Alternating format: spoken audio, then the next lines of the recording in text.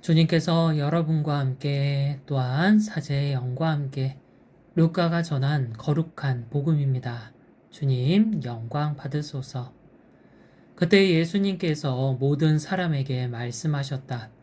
누구든지 내 뒤를 따라오려면 자신을 버리고 날마다 제 십자가를 지고 나를 따라야 한다.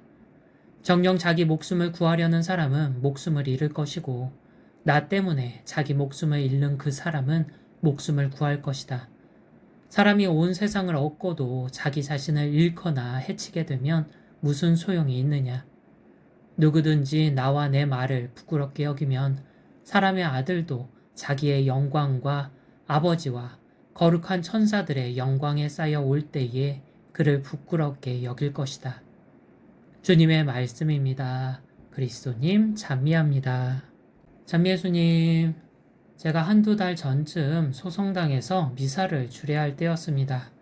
성찬례 도중 이마에서 땀 한 줄기가 흘러내렸죠. 한번 흐르기 시작한 땀은 이내 줄줄 흘러내리기 시작했고요. 그래서 저는 소성당 한쪽을 쳐다봤습니다. 왜 쳐다봤을까요? 혹시 에어컨이 꺼져 있나 싶어서요. 땀이 줄줄 흐를 정도로 너무나 더웠거든요. 그러나 에어컨은 잘 돌아가고 있었고 그저 날씨가 더웠을 뿐이죠.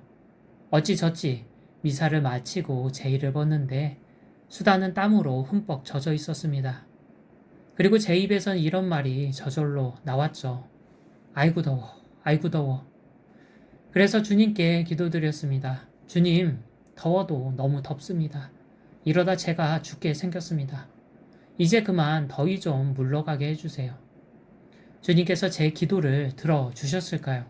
아니요, 들어주지 않으셨습니다. 추석이 지난 지금까지 더웠으니까요. 주님께서 왜 제 기도를 들어주시지 않았을까요? 그 더위가 필요했기 때문이죠. 제 눈에는 한여름 더위가 불필요해 보였습니다. 그저 절 힘들고 고통스럽게만 했거든요. 그러나 주님 눈에는 아니었죠. 그 더위가 있어야 과일과 곡식이 잘 자라거든요. 우리 삶에 시련이 주어지는 이유도 이와 같습니다.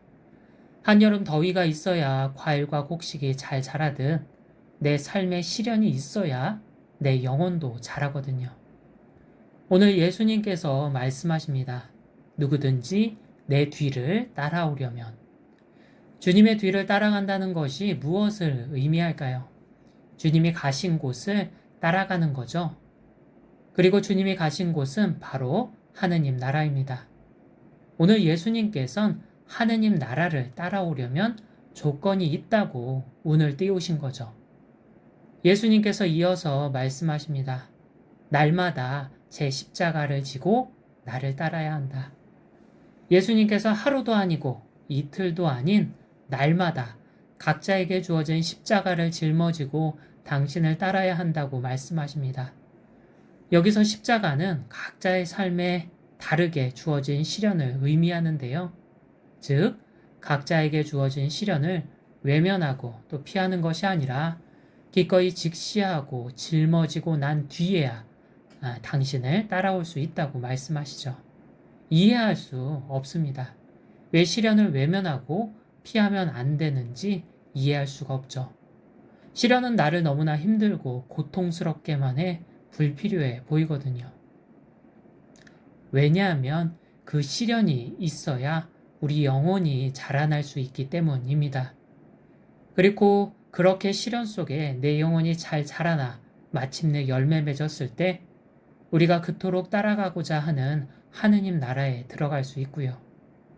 이에 예수님께서는 날마다 제 십자가를 짊어져야 한다고 말씀하십니다. 오늘 미사에 나온 신자분들은 어떤 계절을 좋아하시나요? 굳이 지금 뽑자면 가을을 뽑으실 텐데요. 늦더위로 고생하고 있으니까요. 하루라도 빨리 무더운 여름이 지나가고 시원한 가을이 찾아오길 바랍니다. 이처럼 우린 자기 삶이 선선하고 시원한 가을과 같길 바랍니다. 내 삶이 가을처럼 별다른 어려움 없이 평화롭길 바라죠. 그러나 우리 바람과 달리 때때로 내 삶은 무더운 여름과 같습니다.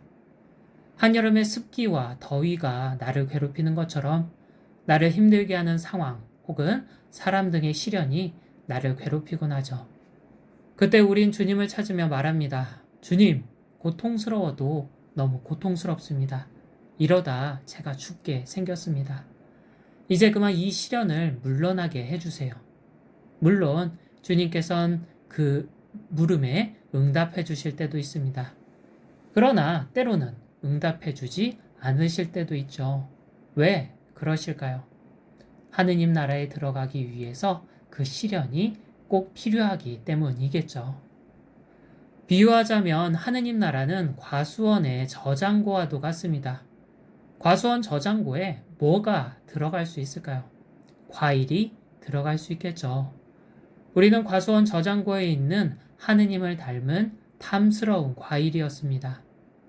그런데 그만 유혹에 넘어가 원죄를 짓고 하느님을 닮은 과육을 모두 잃어버리고 말았죠. 과육을 잃어버린 과일에 뭐가 남을까요? 과일에 씨앗만 남죠. 씨앗만 남은 우리는 과수원 저장고에서 쫓겨나고 맙니다. 더 이상 과일이 아니니까요. 인간은 적당한 온도와 습도로 살기 좋았던 저장고에서 쫓겨났습니다. 그래서 본능적으로 저장고를 그리워하며 돌아가고파 하죠. 씨앗만 남은 우리가 과수원 저장고로 돌아가기 위해선 어떻게 해야 할까요? 원래 과일로 되돌아가야 합니다. 이를 위해서는 우선 씨앗이 땅에 심겨져야 하죠. 씨앗이 심겨져야 할 땅이 바로 주님입니다. 우리 인간은 주님 안에 머물러야만 하죠. 씨앗이 땅에 심겨져야만 하는 것처럼. 그런데 씨앗이 땅에 심긴 것만으로는 자라나지 못합니다. 때로는 거센 비가 내려 씨앗을 적셔줘야 하고요. 때로는 뜨거운 햇살이 내리쬐어 씨앗을 비춰줘야 하죠. 그 거센 비와 뜨거운 햇살이 바로 시련입니다. 거세고 뜨거운 시련이 주어졌을 때 우리는 비로소 자라나고 또 열매 맺을 수 있죠. 만일 씨앗이 거센 비와 뜨거운 햇살을 피하면 어떻게 될까요? 씨앗이 자라날 수가 없겠죠. 씨앗이 자라지 않으면 씨앗 하나 그대로 남고 씨앗 그대로 남으면 과수원 저장고로 되돌아갈 수가 없습니다. 과일이 아니니까요. 우리가 각자에게 주어진 시련을 짊어져야 하는 이유가 바로 여기에 있죠. 물론 한여름의 거세고 뜨거운 햇살이 나를 너무나 힘들고 고통스럽게 하듯 내 삶에 찾아온 거세고 뜨거운 시련은 나를 너무나 힘들고 고통스럽게 합니다.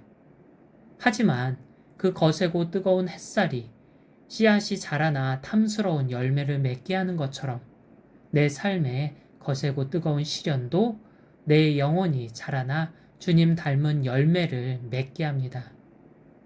물론 내 삶에 찾아온 시련이 너무나 고통스러워 견디기 어려울지도 모릅니다. 그렇다면 확인해야 합니다. 혹시 주님 아니라 세상에 머물러 있지는 않은지. 씨앗이 땅에 심겨져 있지 않으면 뜨거운 햇살에 말라버리듯 내가 주님 안에 머물러 있지 않으면 뜨거운 시련에 말라버리고 말거든요.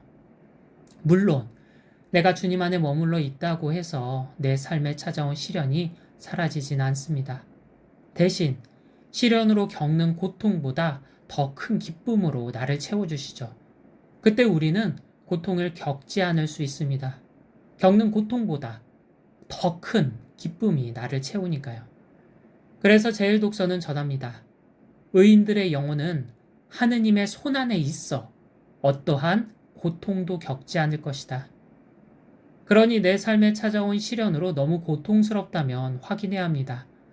내가 주님 안 깊숙이 잘 머물러 있었는지, 혹시 주님 안이 아니라 세상에 머물러 있지는 않았는지. 주님 안에 머물러 있지 않으면 그 시련을 나는 견뎌낼 수 없습니다. 그러니 기도하며 주님 안에 머물러 있었으면 좋겠습니다. 내가 기도할 때 주님이란 땅에 머무를 수 있고 그렇게 주님 안에 머무르면 시련을 잘 견뎌낼 수 있거든요. 주님께서 시련의 고통보다 더 큰 기쁨으로 나를 채워주시니까요. 우린 찰나의 고통을 견딘 뒤 하느님 나라라는 큰 열매를 얻는다는 사실을 기억하면 좋겠습니다. 오늘 제일 독서가 전하죠. 그들은 단련을 조금 받은 뒤 은혜를 크게 얻을 것이다. 아멘.